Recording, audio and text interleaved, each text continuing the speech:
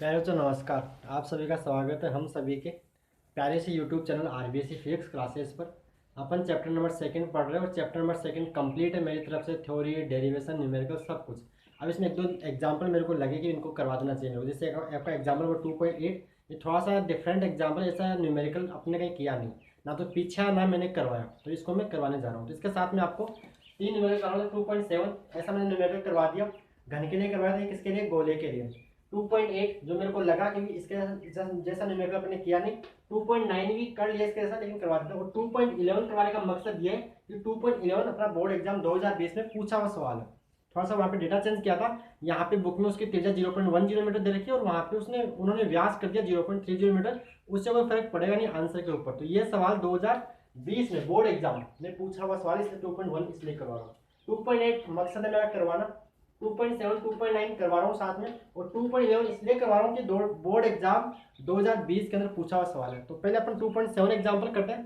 तो 2.7 क्या, देखिए आप बुक आपके साथ में होगी।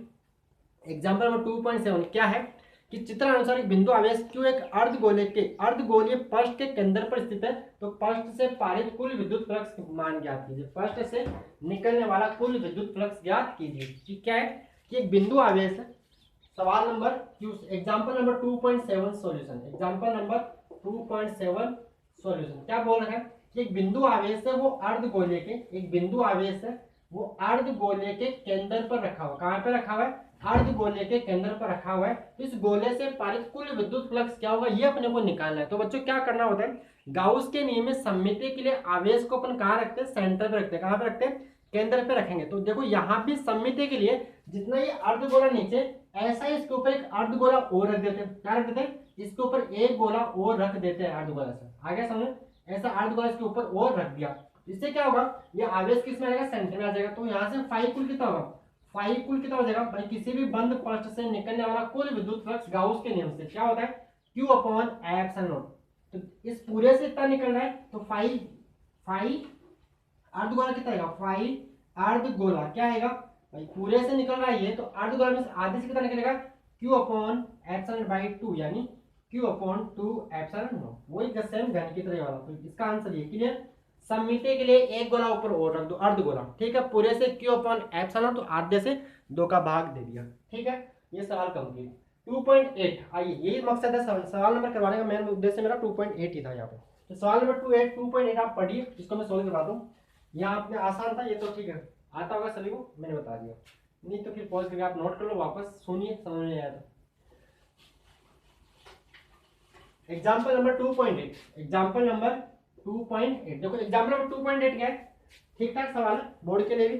चित्र अनुसार एक घन विद्युत क्षेत्र ई वेक्टर, यानी यहाँ पे विद्युत क्षेत्र आपको देखा है, ई वेक्टर बराबर ई नोट एक्स आई केप। ई नोट एक्स आई केप ये देखा है में स्थित एक घन है। घन की प्रत्येक भुजा की लंबाई आपको दे रखी है, ए बराबर 1 सेंटीमीटर, यानी 1 इंटू 10⁻² मीटर। ठीक है, से तथा नियतांक, जो नियतांक है ई नोट, इस ई नोट का मान दे रखा है 2.25 नहीं 2.5 इंटू 10⁵ न्यूटन पर कूलम पर मीटर। ये आपको दे रखा है।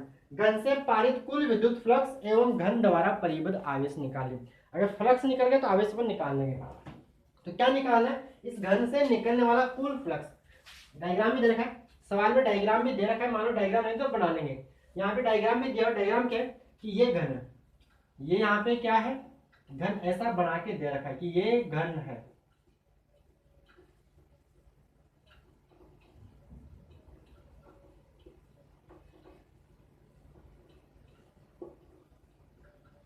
ये X X, Y X, Z X, ये ओरिजिन मूल बिंदु। यहाँ इसने बोल रखा है ए बी सी डी, ये बोल रखा है। और नीचे बोल रखा है यहाँ पे ई, यहाँ पे एफ और यहाँ पे जी। ऐसा इसने बोल रखा है। तो क्यों निकालना है? घन से पारित कुल विद्युत फ्लक्स, और ये ई वेक्टर, ये तो सवाल दे रखा है। अब देखिए ई वेक्टर बराबर है ई नोट एक्स आई के। तो बच्चों इसका मतलब होता है कि यहाँ पर जो विद्युत क्षेत्र है वो परिवर्ती विद्युत क्षेत्र है। विद्युत क्षेत्र यहाँ पे नियत नहीं है। नियत क्यों नहीं है? क्योंकि यहाँ पर साथ में कौन आ रहा है? एक्स। अगर एक्स का मान 0 होगा तो विद्युत क्षेत्र 0 होगा। अगर एक्स का मान 1 होगा तो विद्युत क्षेत्र का मान ई नोट आई केप होगा। अगर एक्स का मान 2 होगा तो विद्युत क्षेत्र 2 ई नोट आई होगा। अगर x का मान लो 100 होगा तो विद्युत क्षेत्र 100 ई नॉट आई कैप होगा। क्लियर? तो ये परिवर्ती विद्युत क्षेत्र का केस है, यानी यहाँ पर जो विद्युत क्षेत्र है वो x पर डिपेंड कर रहा है। तो यहाँ पर ये ठीक है, आई के मीन्स क्या हुआ कि विद्युत क्षेत्र x के अनुदिश है। तो यहाँ से कुल फ्लक्स निकालना, तो हम क्या करते हैं, इन सारी फलकों से फ्लक्स निकाल लेते हैं और सबको जोड़ लेते हैं। तो मान लेते हैं इसमें कितनी फलक है भाई, घन है तो घन में कितनी फलकें होती है, घन में 6 फलक होती है। कितनी होती है? 6। तो इनके नेमिंग नामकरण कर देते हैं कि मान लेते हैं ये घन, इसका फलक 1 है, ये इसकी फलक 2 है, ये नीचे वाले फलक मान लेते हैं 3, ऊपर वाले को मान लेते हैं 4, सामने वाली को मान लेते हैं 5, पीछे वाली को मान लेते हैं 6। समझ में आ रहा है? इसको माना 1, इसको माना, दाईं ओर को माना 1, बाईं ओर को माना 2, नीचे वाले को माना 3, ऊपर वाले को माना 4, आगे वाले को माना 5, पीछे वाले को माना 6। तो इसमें टोटल कितनी फलक है? 6 फलक है। तो 6 हम सभी का यानी φ1 निकाल लेते हैं, φ2 निकाल लेते हैं, φ3 निकाल लेते हैं, φ4 निकाल लेते हैं, सारी फलकों का फ्लक्स निकाल लेते हैं और सबको जोड़ देते हैं। तो देखिए फलक 1 से पारित फ्लक्स, फलक 1 से पारित फ्लक्स, उसको मैं बोल रहा हूं φ1। क्या बोल रहा हूं? φ1 क्या होगा? ई वेक्टर यहाँ पे इधर, ई वेक्टर इधर होगा क्योंकि यहाँ पे दे रखा है विद्युत क्षेत्र आई के मतलब x के अनुदिश है, और इसका क्षेत्रफल सदिश किधर होगा? इसका अगर मैं इसके ds की बात करूं तो इसका क्षेत्रफल सदिश क्या आएगा? लंबवत बाहर की ओर। ठीक है यहाँ तक? ठीक है, तो E और ds के बीच में फाई बराबर क्या होता है? फाई का फॉर्मूला क्या होता है? E vector dot del S vector, E vector dot del S vector into में ये क्या बनेगा? E del S cos theta, E del S cos theta. कोई डाउट इसके अंदर? ई का मान देखा यहाँ पे कितना, तो φ1 कितना, ई का मान कितना है? E naught x. ठीक है, ई नॉट एक्स, आई का बोलो तो एक्स अनुदिश है। डेल एस मतलब क्या होगा? इस फलक का क्षेत्रफल, और ये फलक क्या होती है? वर्गाकार। इसकी भुजा क्या है यहाँ पे? ए, तो क्या आएगा इसका क्षेत्रफल? ए स्क्वायर इंटू थीटा कितना डिग्री यहाँ पे? इसके थीटा कितना डिग्री? 0 डिग्री। तो क्या आएगा? cos 0 डिग्री। तो क्या बन जाएगा? E naught x a square, E naught x a square. अब देखिए फलक 1 के लिए x की वैल्यू क्या होगी भाई? ये a है, ये दूरी कितनी है? a है, तो ये भी कितनी होगी? a। तो यानी यहाँ पे 0 और यहाँ पे कितनी होगी? a। यानी इस फलक 1 के लिए x का मान कितना होगा? a होगा। तो यहाँ पर x बराबर a, तो φ1 का मान कितना बन जाएगा? φ1 आएगा e नॉट साथ में a इंटू ए स्क्वायर, यानी e नॉट a क्यू। ठीक है यहाँ तक? मान अभी छोड़ो, इसका मान सबसे बाद में रख देंगे। इसी प्रकार फलक 2 से पारित फ्लक्स क्या लिखेंगे? फलक 2 से पारित फ्लक्स कितना आएगा? फॉर्मूला तो ये लगेगा, क्या आएगा? सिर्फ φ2 बराबर E del S cos theta, E del S cos theta. तो देखिए इसका क्षेत्रफल सदिश क्या आएगा? बाहर की ओर। ये तो पता होगा कि जितनी भी बंद आकृतियां होती है उनका क्षेत्रफल सदिश बाहर की ओर होता है। कहाँ होता है? बाहर की ओर। ठीक है, ई कहाँ है? इधर। डेल एस किधर है? इधर।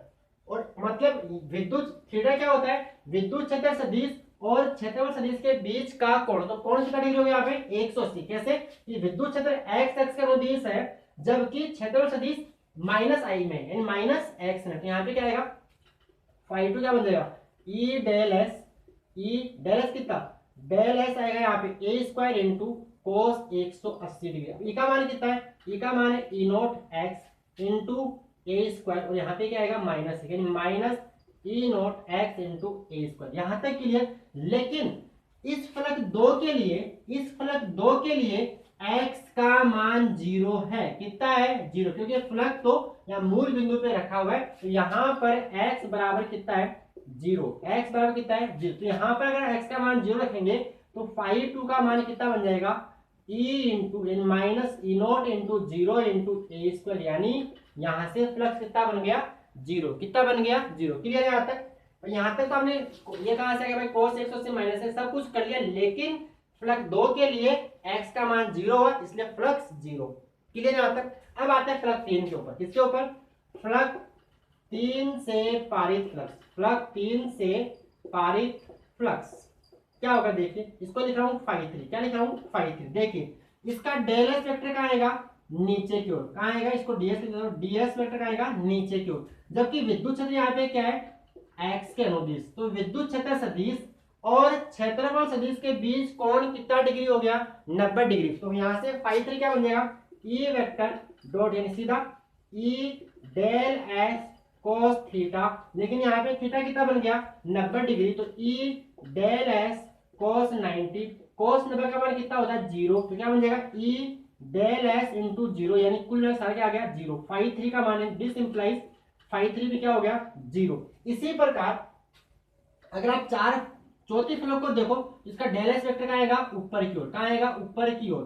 भाई किसी भी बंद आकृति से क्षेत्रफल सदिश लंबवत बाहर की ओर होता है, क्लियर है यहाँ तक। जबकि इसका ए का है इधर की ओर, तो यहाँ भी कौन कितना डिग्री 90 डिग्री, तो फाइव और भी कितना होगा 0। इसी प्रकार अगर पांचवी फलक अपने सामने वाले को देखें तो इसका विद्युत क्षेत्र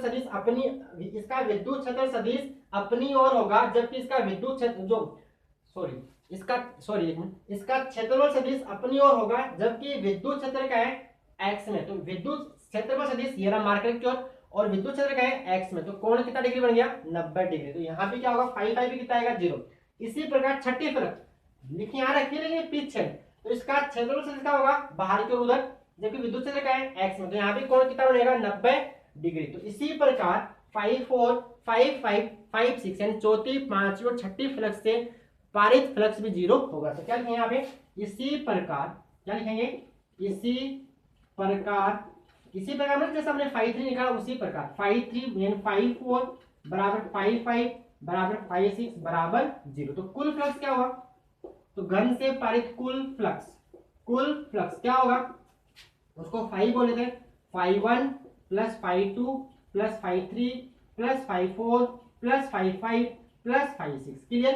पहली से दूसरी सबको जोड़ लो, तो देखिए 5 1 का मान कितना आ रहा है ई नॉट ए क्यू, बाकी सारे के सारे क्या है 0 0 0 0, कितनी बार 5 बार 1 2 3 4 5, ठीक है। तो कुल मिला क्या बच गया E naught a q, E naught का मान कितना रख दीजिए, ई नॉट का मान रखा 2.5 इंटू 10 की घात 5 इंटू ए का मान क्या है 1 इंटू 10 की घात -2 का क्यू। तो हल करेंगे तो बनेगा 2.5 इंटू 10 की घात 5 इंटू में 10 की घात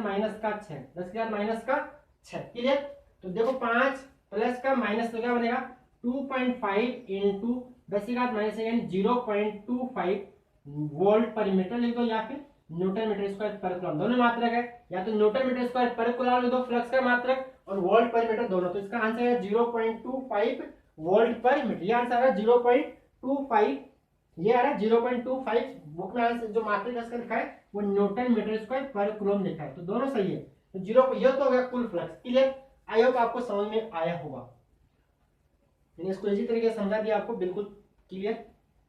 अब क्या निकालना है, क्या निकालना है कुल आवेश। तो यहां तक आप नोट कर लीजिए पॉज करके, इसको मैं हटाता हूं, क्लियर। अब देखिए मैं डायग्राम उठा रहा हूं, ये तो पहला केस। दूसरा क्या निकालना है, यहाँ पे दूसरे से निकालना है अपने को परिबद्ध आवेश का मान। क्या निकालना है आवेश का मान, देखो यहाँ इसको हटा रहा हूं केवल। तो आवेश के देखो फाई बराबर क्या होता है, इसके बाद में यहाँ लिख रहा हूँ, फाई बराबर होता है क्यू अपॉन एप्सिलॉन नॉट। तो क्यू बराबर क्या आ जाएगा, क्यू बराबर phi into epsilon naught. Phi का मान कितना 0.25 और एप्सिलॉन नॉट का मान कितना होता है 8.85 इंटू 10 का -12। इसको जब हल कर लेंगे अपन तो कितना आएगा, हल करने में जो भी आंसर आपका आएगा 0.25 को 8 हल कर लो कितना बन जाएगा 25 को इससे 25 बन जाएगा 125, ठीक है। 12 25 200 200 और 12 212 का 2, फिर कितना बच गया 212 का 2 21 25 200 200 और 21 कितना होता है 221 2 यानी और पॉइंट कितने बार 4 बार, तो जाएगा 1 यानी 2.21 इंटू 10 का -12, ये आंसर आ गया। इसके में कुछ आ रहा है 2 पॉइंट, ये आ रहा है 2.21 आ गया 2 पॉइंट, इसमें 2 2.21 इंटू 10 का -12 कूलम, तो ये आ गया आवेश का मान, ठीक है। यहाँ तक तो क्लियर, ये क्या आ गया आवेश का मान। फाई बराबर क्यू अपॉन एप्सिलॉन से क्यू बराबर फाई इंटू एप्सिलॉन नॉट।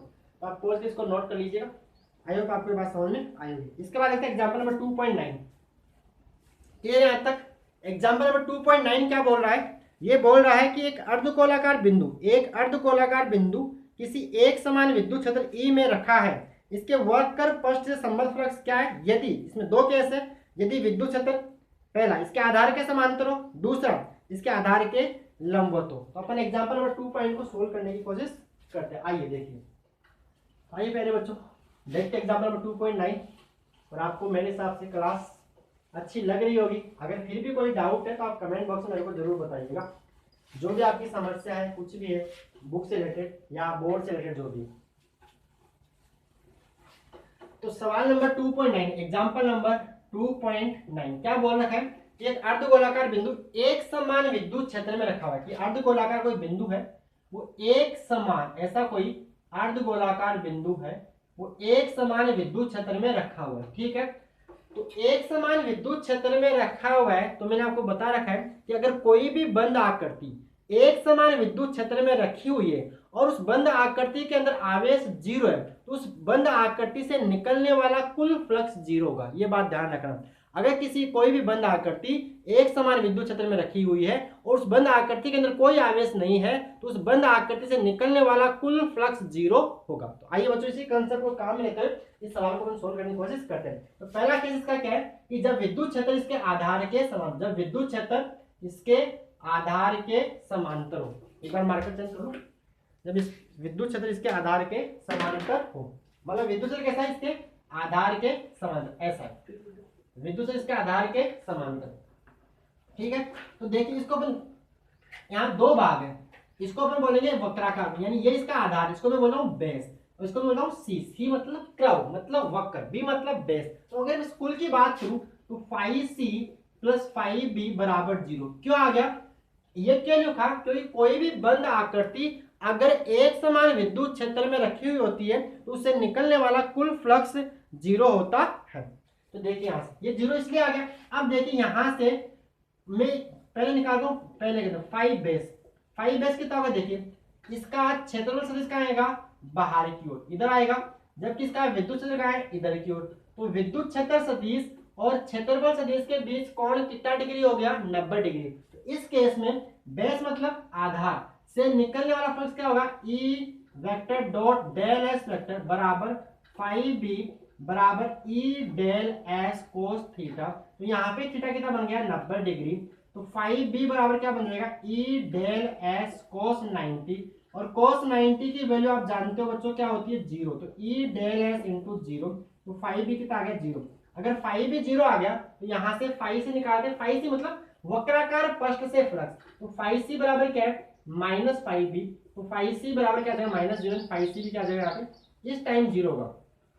पहले केस में वक्राकार पृष्ठ से विद्युत फ्लक्स भी 0 होगा और आधार से पारित फ्लक्स भी 0 होगा। लेकिन दूसरे केस में कुछ कंडीशन और होने वाली है। दूसरा केस क्या बोल रहा है कि जब विद्युत क्षेत्र इसके आधार के लंबवत हो, यहां पर आधार के समांतर था, आधार के लंबवत या तो नीचे ले लो या ऊपर ले लो, लेकिन वो आधार के 90 डिग्री पर होना चाहिए। तो इसको अपन बुक में मैं ऊपर ले रहा हूं, चाहो तो नीचे भी आप ले सकते हो, उससे कोई फर्क नहीं पड़ेगा। ठीक है, तो आधार के लंबवत, ये लो आधार के लंबवत, ये लो आधार के लंबवत, आधार के लंबवत एक ई वेक्टर, ये क्या यहाँ पे ई वेक्टर। तो इसका क्षेत्रफल सदिश क्या होगा? नीचे की ओर। इसका क्षेत्रफल सदिश क्या होगा? नीचे की ओर। जबकि ई क्या हो गया? तो ये बेस है और ये क्या? कर्व। तो 5b कितना होगा? 5b का मान कितना होगा? तो यहाँ पर देखिए थीटा कितना हो गया? विद्युत क्षेत्र ऊपर है जबकि इसका डेल एस वेक्टर का है नीचे। तो 5b बराबर ई वेक्टर डॉट ई लिख रहा है E vector dot del S vector, यानी 5b बराबर E del S cos theta. 5b बराबर E del S cos theta. एक मिनट बच्चों, थोड़ा सा डिस्टर्बेंस आपको हो गया होगा, सही सॉरी इसके लिए। देखिए E del S cos theta, तो देखिए थीटा कितना डिग्री आ रहा है? ई तो है ऊपर की ओर और डेल एस का है नीचे की ओर। जब थीटा कितना हो गया? 180 डिग्री। कितना हो गया? 180 डिग्री। तो क्या आएगा? ई डेल एस कोस 180, और कोस 180 का मान बच्चों कितना होता है? माइनस है। तो क्या आएगा इसका मान? से माइनस ई डेल एस, और डेल एस क्या है? इस भाई नीचे वाला आधार का क्षेत्रफल, और आधार क्या है? वर्ताकार है। आधार क्या है? दिख रहा है ना? समझ आता? अर्धगोला आपकी जो कटोरी होती है घर पे, इसको हम बाउल बोलते हैं, उसका ऊपर वाला सदैव कैसा है? वैसा ही, सेम वैसा ही। तो वो क्या है? वर्ताकार भाग। तो मान लेते हैं इस वर्ताकार भाग की त्रिज्या आर होगी, मान लो त्रिज्या इसकी आर है। तो आधार का क्षेत्र क्या हो जाएगा? 5b बराबर minus E pi are square. यहाँ पे पाई आर स्क्वायर क्या है? Del S. इस आधार का क्षेत्रफल जो वर्ताकार है ये आ गया। ये तो किससे आ गया? आधार से पारित फ्लक्स। दूसरा फाई सी, मतलब वक्राकार पृष्ठ से पारित फ्लक्स क्या होगा, फाई सी बराबर माइनस का फाई बी। ये कहाँ से आया, ये तो जब ये सारा एक समान विद्युत क्षेत्र में रखा हुआ है, जब भी कोई बंद आकृति एक समान विद्युत क्षेत्र में रखी होती है तो उससे निकलने वाला कुल फ्लक्स जीरो होता है वहां से। तो फाई सी का मान क्या आएगा, माइनस फाई बी, और फाई बी का मान कितना है, माइनस का E naught, minus E naught minus E pi are square, क्या आएगा ये, plus E pi are square. यहाँ पे वोल्ट पर मीटर लगा दो और यहाँ पे वोल्ट पर मीटर लगा दो, क्योंकि फ्लक्स का मात्रक आप जानते हो वोल्ट पर मीटर या फिर न्यूटन मीटर स्क्वायर पर कूलम होता है। ये सवाल है आपका एग्जाम नंबर 2.9 का, क्लियर यहाँ तक। अब बच्चों एक सवाल कहते हैं 2.9 एग्जाम्पल नंबर 2.11, ये इसलिए करवा रहा हूँ क्योंकि ये एग्जाम्पल आपका बोर्ड एग्जाम 2020 में पूछा हुआ है। केवल उन्होंने चेंज इतना किया था कि यहाँ पर त्रिज्या 0.10 मीटर दे रखी है और उन्होंने इस त्रिज्या की जगह व्यास दे दिया, वैसे उसका कोई फर्क पड़ेगा नहीं सवाल के अंदर, आंसर में कोई फर्क नहीं पड़ेगा। तो देखिए सवाल नंबर 2.11, 2.10 आसान है, सिंपल फॉर्मूला ई बराबर लेमडा अपॉन 2 पाई एप्सिलॉन लगा देना, हो जाएगा। 2.11 क्या है, एक इलेक्ट्रॉन 0.1 मीटर त्रिज्या के वर्ताकार पथ पर, यहाँ से क्लियर, इसको आप पोज का नोट कर लीजिएगा। अब आगे सवाल पढ़ते हैं, example number 2.11, example number 2.11, example number 2.11। तो ये क्या दे रखा है कि एक इलेक्ट्रॉन 0.1 मीटर त्रिज्या के वर्ताकार पथ पर, यानी यहाँ पर आपको बोर्ड का सवाल कराता है, सेम सवाल है, ये बोर्ड का पेपर आपका 2020 का पेपर है, यही सवाल है सेम। सवाल क्या बोल रखा है, त्रिज्या उसमें एग्जाम्पल में 0.10, यहाँ पे 0.30, सेम सवाल, बोर्ड का पेपर मेरे पास आपके 2020 का ही है, 2020 का दिख रहा होगा वो 2020 का। क्या ये रखा सवाल था आपका, 2 नंबर पूछा गया था, एक इलेक्ट्रॉन 0.30 मीटर, एक इलेक्ट्रॉन 0.30 मीटर व्यास, यानी यहाँ पे क्या दे रखा है, व्यास डी 0.30 मीटर। तो आर कितना हो जाएगा आप जानते हो, त्रिज्या व्यास की आधी होती है, तो इसका आधा है 0.15, 2 से भाग दे रहा है इसके अंदर 0.15 मीटर। व्यास के वर्ताकार पथ पर एक अनंत रेखीय आवेश के चारों ओर चक्कर लगा है। ऐसा है कि ये कोई अनंत रेखीय आवेश है, इसके चारों ओर एक वर्ताकार पथ पर एक इलेक्ट्रॉन चक्कर लगा रहा है। कौन चक्कर लगा रहा है, चारों वर्ताकार पथ पर एक इलेक्ट्रॉन चक्कर लगा रहा है। यदि रेखीय आवेश घनत्व, यानी यहाँ पे लेमड़ा, रेखीय आवेश घनत्व लेमड़ा देखा है 10⁻⁻6 कूलाम पर मीटर हो, कूलाम पर मीटर हो, तो इलेक्ट्रॉन की चाल ज्ञात कीजिए। तो इलेक्ट्रॉन की चाल ज्ञात कीजिए, यानी इलेक्ट्रॉन किस वेग से चल रहा है ये अपने को बताना है। अब देखिए ये क्या हो जाएगी, त्रिज्या हो जाएगी, ये क्या हो जाएगी, त्रिज्या। तो यहाँ पर अपन विद्युत क्षेत्र निकाल सकते हैं, यहाँ पर विद्युत क्षेत्र निकाल सकते हैं। ये अनंत रेखीय आवेशित तार है, कौन सा तार है, अनंत रेखीय आवेशित तार है। तो यहाँ पर विद्युत क्षेत्र निकाल सकते हैं, क्योंकि हम जानते हैं कि अनंत रेखीय आवेश से r दूरी पर स्थित किसी बिंदु पर विद्युत क्षेत्र का जो सूत्र होता है क्या होता है, E बराबर lambda upon 2 pi epsilon not r, ये होता है, या E बराबर लगा दें अपन 2k लेमड़ा बाई r, ये लगा दें, ये होता है ना, E इसको आता ना भाई, E बराबर lambda upon 2 pi epsilon not r, उसको अपन ने 2 से गुणा किया, ये क्या ये बन जाएगा 2k नीचे 4 पाई एप्सिलॉन नॉट ऊपर लेमड़ा के, यानी 2k लेमड़ा बाई r, ये एप्सिलॉन नॉट के रूप में आंसर फॉर्मूला है और ये k के रूप में फॉर्मूला है। तो अपन यहाँ पे क्या निकाले, विद्युत क्षेत्र, यहाँ पे विद्युत क्षेत्र निकाल सकते हैं, लेकिन यहाँ पे तो क्या लग रहा है, बल। कैसे, देखो बच्चों, कोई भी अगर वस्तु वर्ताकार पथ पर गति करती है तो वहां पर एक अभिकेंद्रीय बल काम करता है। क्या काम करता है, अभिकेंद्रीय बल वास्तव में नहीं होता है, अभिकेंद्रीय बल एक काल्पनिक बल है। कोई भी बल अभिकेंद्रीय बल बन जाता है, और यहाँ पर अभिकेंद्रीय बल का काम कर रहा है विद्युत बल। कौन काम कर रहा है, यानी इसके बाहर की ओर एक बल लगेगा mv²/r, क्या लगेगा, mv²/r, अंदर की ओर, बाहर की ओर नहीं बच्चों, अंदर की ओर एक बल लगेगा mv²/r। ये आपने पढ़ा होगा अभिकेंद्रीय बल का सूत्र 11th क्लास के अंदर। और इसको यहाँ क्या लग रहा है, विद्युत बल। देखो यहाँ Fe लग रहा है इलेक्ट्रिक फोर्स बाहर की ओर, जबकि यहाँ सेंट्रीफ्यूगल यानी जो अभिकेंद्रीय उसको दिखाते हैं सेंट्रीपेटल Fc अंदर लगेगा और Fe बाहर लगेगा। तो Fe का मान कितना आएगा, Q इंटू ई। यहाँ पे E क्या है, विद्युत क्षेत्र, और E क्या है, आवेश। आवेश किसका, जो भी कण है उसका, और यहाँ पे कण कौन सा है, इलेक्ट्रॉन। तो इलेक्ट्रॉन का आवेश क्या है यहाँ पे E, तो E ये तो क्या विद्युत बल का मान। इसी प्रकार Fc अभिकेंद्रीय बल, Fe है, Fc क्या होगा mv²/r, जहां पे r क्या होती है उस वर्ताकार पथ की त्रिज्या, m उस कण का द्रव्यमान और v होता है उसका वेग। तो अगर कोई भी यहाँ पे ये वर्ताकार पथ में कब चलेगा, जब Fe का मान Fc के बराबर होगा। तो क्या करेंगे, Fe बराबर एफ सी। तो एफ ई का मान कितना आ रहा है, एफ ई का मान आ रहा है ई इंटू ई बराबर एफ सी कितना आ रहा है एम वी स्क्वायर बटा आर, एम वी स्क्वायर बटा आर, ये आ रहा है एम वी स्क्वायर बटा आर। क्लियर आता है एम वी स्क्वायर बटा आर। तो देखिए आगे यहाँ पे क्लियर, ई का मान तो रख दो, ई ऐसा कैसा छोड़ दो, ई रख लेंगे अभी। ई का मान कितना होगा, ई का मान होगा 2k लेमड़ा बटा आर, 2k लेमड़ा बटा आर। और यहाँ पे क्या आ रहा है एम वी स्क्वायर बटा आर, एम वी स्क्वायर बटा आर। देखिए आर से आर कैंसिल, आर से आर कैंसिल, अब बचा गया ई का मान। ई का मान कितना होता है बच्चों 1.6 इंटू 10 की घात -19 इंटू 2, के का मान कितना होता है 9 इंटू 10 की घात 9, 9 इंटू 10 की घात 9। लेमड़ा यहाँ पे देखा कितना 10 की घात -6। इधर एम, एम क्या यहाँ पे इलेक्ट्रॉन, एम यहाँ पे क्या है इलेक्ट्रॉन, और इलेक्ट्रॉन का द्रव्यमान क्या होता है 9.1 इंटू 10 की घात -21 इंटू में क्या बचा वी स्क्वायर। तो अपने क्या चाहिए वी चाहिए, इसको नीचे जाते भाग में तो क्या बन जाएगा 1.6 इंटू 10 की घात -19 इंटू 2 इंटू 9 इंटू 10 की घात 9 इंटू 10 की घात -6 बटे में क्या आएगा 9.1 इंटू 10 की घात -21 बराबर यहाँ पे क्या आएगा वी स्क्वायर। तो मैं क्या कर रहा हूँ इस वी स्क्वायर को यहाँ लेकर आऊँ, तो वी स्क्वायर बराबर ये, तो वी बराबर क्या आ जाएगा वर्गमूल के अंदर ये एक लाइन आप और लिख देना। अब बच्चों देखिए मैं इसको आपको पता है मैं कैसे करता हूँ अप्रोक्सीमेशन। तो देखिए यहाँ पे क्या है 9, यहाँ पे क्या 9.1, तो ये कट जाएगा 9 से 9, एक बार मार्कर फिर करते हैं 9 इंटू 9.1, 9 से ये 9.1 गया, ठीक है यहाँ पे। और घातों को देखें तो देख लेते हैं, तो देखिए यहाँ पे क्या बन जाएगा ये वर्गमूल के अंदर यहाँ पे क्या बचा 1.6, संख्या में यहाँ पे बचा 2।